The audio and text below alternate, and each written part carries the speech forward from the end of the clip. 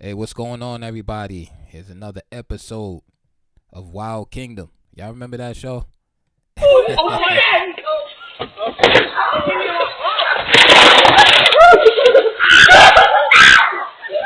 I mean, do y'all need context for this? Just real quick, it's Halloween, and just some youngsters acting like uncivilized. Over with, ready, go.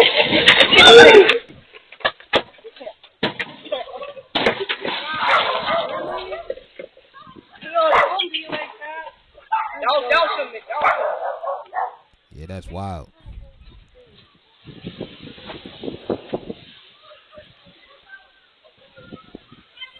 This is not a let's blame the children. Let's blame the children video. This is not a get off my lawn. What's wrong with these young folks today video? It's not one of those.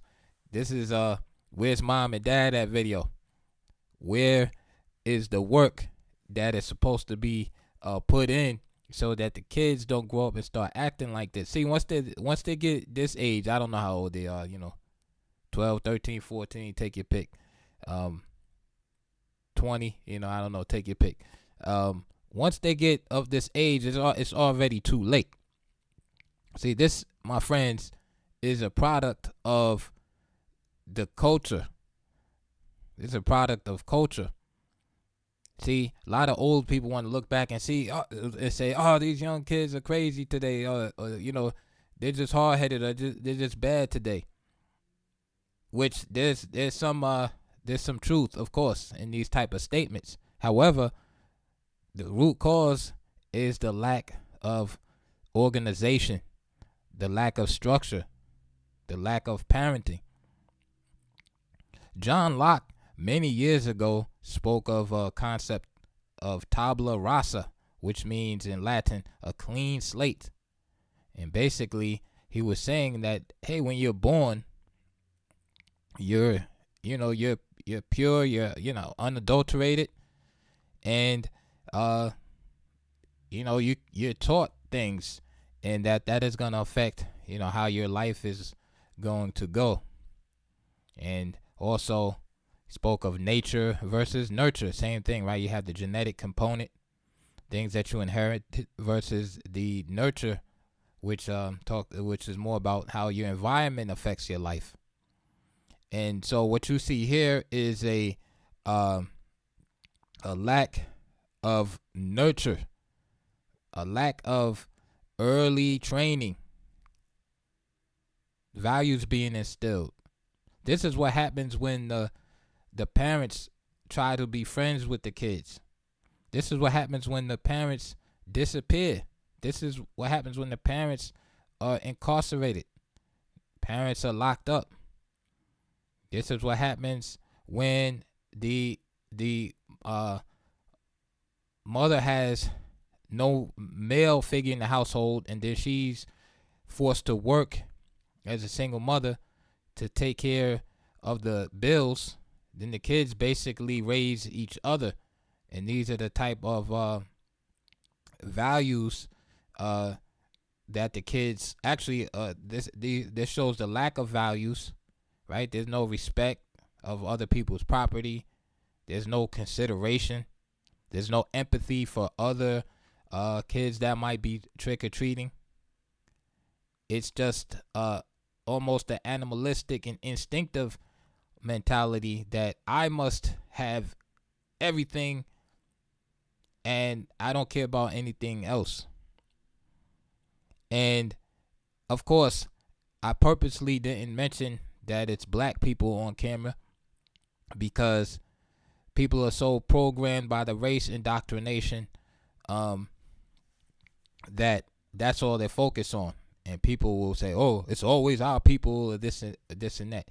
I purposely left that out because this could be any color, right? I'm sure I can look and find some white kids doing the same thing, or Spanish kids. It doesn't matter.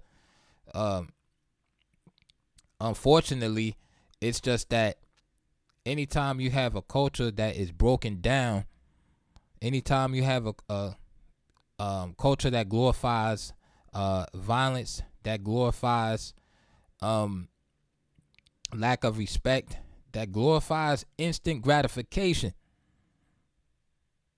This is the type of behavior, the behavior you'll see manifest. And unfortunately, there are way too many examples of young black kids doing this type of activity.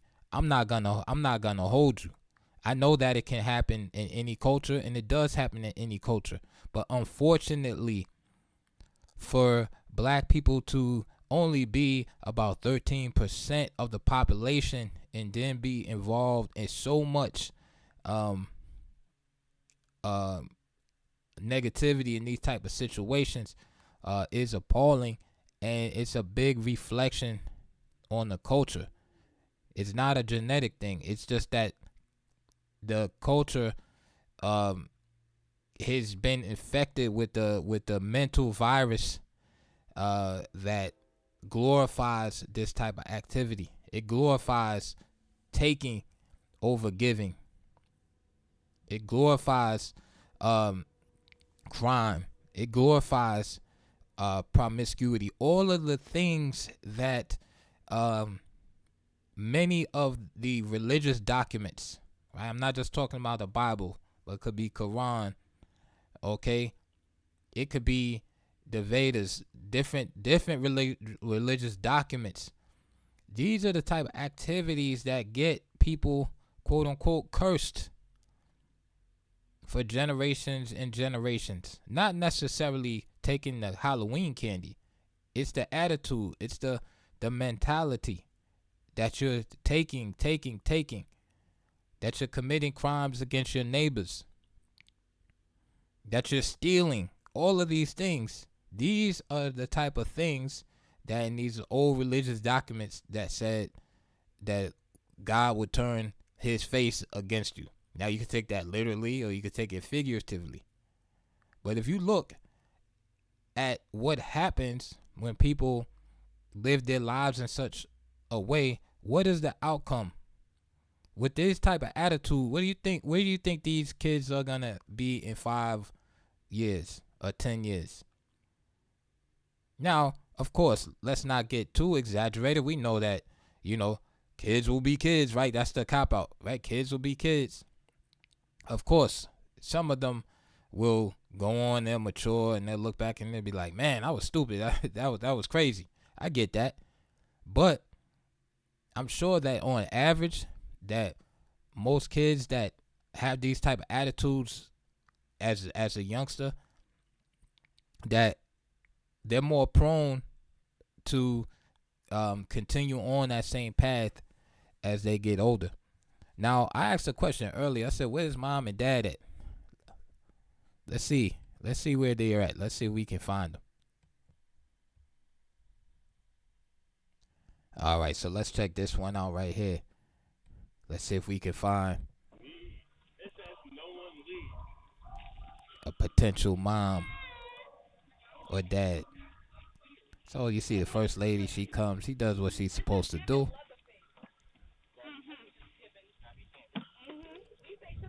And let's see, here's the mom right here.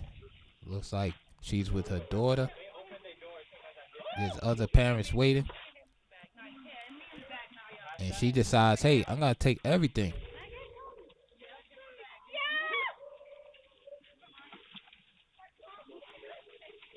I'm going to take everything. It's still daylight out, so that means there's some hours to go before trick-or-treating is over with.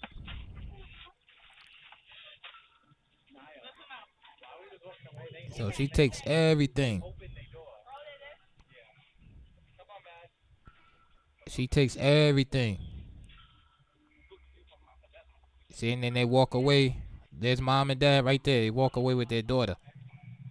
Now, of course, that's not the literal mom and dad of those kids, right? However, it's the attitude. It's the attitude and the culture.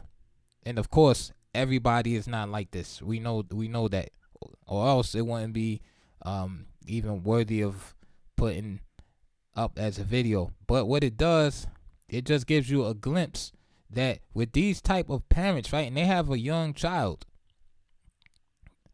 what kind of values are being instilled in that child? Why wouldn't that child think that, years later when they become 12, 13, and they go, they're trick-or-treating on their own, for example, that they couldn't go and do exactly what those kids did earlier? That's what I'm saying. Don't blame the children. Don't say, oh, these kids are so bad, without looking in the mirror and saying, hey, how did I raise my kids? How much TV time did I give my kids? Did I just give them the phone and say, hey, just go in your room? You don't have any idea what they're looking at on the internet. You just put them in front of a tablet. I get it. You're tired, right? You're a single mom, right? You bought into the whole culture, right? The women empowerment, brainwashing. So now you're empowered, all right, to work many, many, many hours by yourself while your kids are being watched by, grandma, relatives, right? This and that. In other words, it's a makeshift construction on how they're going to be raised, and therefore they're not being instilled with the proper values. So that's one way, right? That's the neglect. Because if you don't raise them, somebody or something else is going to raise them. They're going to look up to somebody. They're looking for guidance. So maybe their peers will raise them, right? That's where you get the gang culture and all that stuff like that. They say the streets will raise them. You get that. Because some mothers are working very hard. The home is broken up. So now somebody has to pay. The piper has to be paid. So yes, you're working hard to keep the lights on, put food on the table, but the life instruction is missing. So if the kid is lucky, they'll run into a positive mentor who will teach them, take them under the wing. Maybe it's a coach, basketball coach or something like that, and give them the right direction, so that in spite of the absence of a positive role model, somebody to give them the proper instruction, there's somebody there in life, right? Many people run into people like that. Their true guidance in life might not have come from the mother and father, but it came from somebody on the outside, right? Maybe it was like a pastor, maybe it was a football coach, basketball coach, just somebody that just took you under their wing. Unfortunately, that's not always the case. You get a lot of negative influences that take you under the wing also. Again, this is what happens when mom and dad are not in the picture. The vacuum has to be filled. Then the other scenario is mom and dad are in the picture, but they're bad parents. They've been brainwashed. Maybe they had bad parenting. They both come from broken down family structures, and then they get together, right? People sometimes get together and they don't really know each other. They just attracted to each other. They get together, and next thing you know, baby is created, and now they're just trying to make a life. And obviously, that's very hard to maintain, because what happens is the initial attraction, the lust, all that stuff, that's gonna wear out, and then it's just time to live life. But now you created this third party in the situation in the form of a baby. Now you're both trying to raise this child with limited skills as it is. Or you didn't want to have a child in the first place, right? Because let's keep it real. How many of these children are actually planned? Like, hey, we're going to do XYZ. We're both going to graduate college. We're going to get this, job. You're going to work here. I'm going to do this. And then we'll have a kid. How many couples are actually planning to do that? They're not. It's just they're having fun, and then it's oops, I'm pregnant, and then it's like, oh, this is great, I'm having a baby, and everybody goes through all emotions of celebrating this and that. You don't understand that that's a big investment. That's one of the most expensive investments, having a kid. And no, it's not all about money, but it's facts. If you can barely take care of yourself, right? You're working at the warehouse. You're making whatever, $14.95 an hour. She's not working, period. And then maybe she even, likes to drink a little bit and still twerk and party. But then y'all have a baby together. Now you're struggling even more. You could barely take care of yourself. You could barely keep up with the rent. Now you're throwing a baby in the mix. This is what a lot of people do. Then you add more insult to injury because now you're listening to negative music, right? You listen to lowest vibration music, negative lyrics, not promoting love, not promoting positivity, right? There ain't no stopping us nowadays are long gone, right? Remember that? Ain't no stopping us now, right? We're on the move. Those days are long gone. Now it's robbing, stealing, name just insert crime basically, right? Credit card. Now it's that. Now it's men, how many girls you could get, how much money you can make. Women is, how many bags you can get, how many guys you can trick, how many guys you can deceive.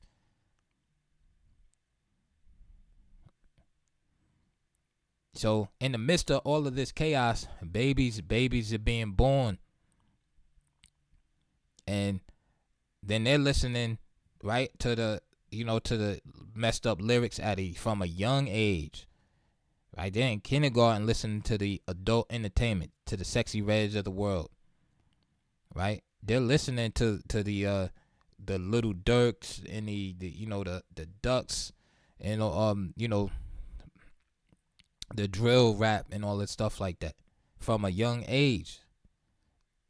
So what I'm saying is that they have no chance. So when you see that video of them snatching the candy, right? That's just the tip of the iceberg. They have no chance. They have no chance of making it. It's like I'm not gonna say no chance, right? We'll be politically correct. 99.9%. They have 99.9%. So I'm not gonna say 100%. I say 99.9%. That's the chances of not making it. I'll make it a negative. That's the chances of not being able to make it. 99.9%. And when I say make it, I mean just have like a stable, productive life. Whether it's work, career, married, raise a stable household. And this is where religious documents talk about generational curses, right? We're talking about the Bible here. Generational curses, right? We're not talking about some hocus pocus, magical, abracadabra, and now they're cursed. No, we're not talking about that. Now they have 7 years bad luck. We're not talking about the gimmickry and mimicry. We're talking about practical things. When the Bible says that the sins of the parents fall upon the children, that is real. When generations are cursed, it's real. How come you think that alcoholism, right, can go from generation to generation? That is a curse. You see, when you hear the word curse, you think of magic and hocus pocus. That's exactly what the devil wants you to think, that it doesn't exist, that it's not real. He wants you to think it's magic and it's just it's hocus pocus. He's talking about curses. These things are real. They just use different names for the things back then. Like we say mental illness, but back then they used the word demon, devil. They use harsher terms because they wanted to be able to let you know what the gravity of the situation was. They would say, "Oh, they're mentally ill. They're just having an episode." No, they would say they have the devil has gotten a hold of them. They're possessed. Now, of course, the masses, they looked at it like it's actual person getting inside of them, a spirit, all this stuff like that. But those that knew the real meaning, they kept the meaning to themselves. They use these words to describe the gravity, the harshness of the situation. It's just like in the 1940s, somebody that came back from World War II, they would say the person was shell-shocked. You know what we say today? We say PTSD. See, PTSD sounds more user friendly. Shell shock lets you know, like, man, listen, that person's messed up. They went through something. Or they say they have 1,000-yard stare, right? They're just looking out of space. It describes a lot. Now things are watered down, more friendly. Don't deliver the gravity. You don't feel the gravity of the situation. Like, oh, it's PTSD. Right, it's treatable. Right, we can manage it. Back then, they'd be like, yo, homeboy is shell shocked. So, a lot of these things that were spoken about, they apply today. It's just we've been brainwashed to dismiss them as, oh, that's just folklore. There's no such thing as curses. But if you look, you will see these things in life. You'll see in perhaps many of your own families. Get in the comment box, by the way. Hit like, subscribe, all of that stuff. Get in the comment box, though. You might know someone had generational alcoholism, right? See, we just say, we don't say it's cursed. We say it's it's just inherited or something like that, right? We use a softer term.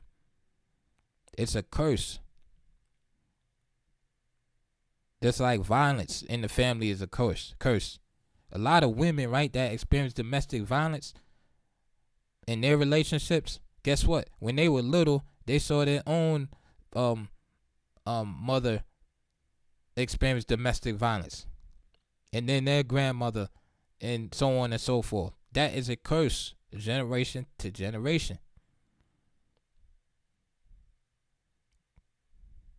You see a young man in jail, there's a high probability that his dad went to jail also, and his father went to jail. It's a curse. It's a generational curse. And how do these curses get passed on? Is by engaging in these certain type of activities that will cause you to be cursed. Being selfish, right? The Catholics talk about the 7 deadly sins, right? Lust and etc., etc. These are curses, right? Your dad was a womanizer, then you become womanizer, right? Or you go to a total opposite direction and you become a simp, which is no good either. It's probably just as worse. These are curses. You must recognize this. And so when you see the young children like this, young brothers and sisters, these are curses. Don't glorify the curse. Don't celebrate the music that's contributing to the curse, because the people that are making the music that glorifies this stuff, they're bought and sold already. They're doing the job for their master. You keep getting caught up and they look like me, so therefore I'm on their side. No, they're contributing to the generational curses by promoting the poisons, right? Promoting the promiscuity. That's curses. Why would you want to be a young woman, right? Speaking to the ladies out there, and you say you close your eyes right now and you're trying to picture an idealized version of your life. Say you're 25 years old. Would you want to have a life where you're 25 years old, you're single mom, you have 3 kids, all from different baby fathers, and now you're struggling to make a living, and you have constant drama, right, in relationships and trying to rotate these situations with the baby father? You're living in some rent-controlled apartment, in a bad neighborhood, on the edge of a bad neighborhood, and you're waiting for some guy from Tyler Perry movie to come rescue you. Is that how you envision your life? Then you might say no. And I'm sure most people would say no way. Most women would be like no. But how many women end up in that way? 2 kids, different baby fathers. They young, had the whole life ahead of them, but it's already starting out as struggle because of bad decision making, bad cultural upbringing. They're 30 years old now, struggling, hoping to find the right guy. And they're so desperate that it's not even about finding the right guy anymore. Now it's like, okay, let me just find a guy who's going to accept this situation that I'm in. Then that's when a lot of the simps come to the rescue. But that's not healthy either, because they're coming from an unhealthy place. And what happens, the generational curses continue and continue and continue. That's my thought for today. I hope you liked the video. Please like and subscribe. Get in the comment box. I'll talk to you guys later.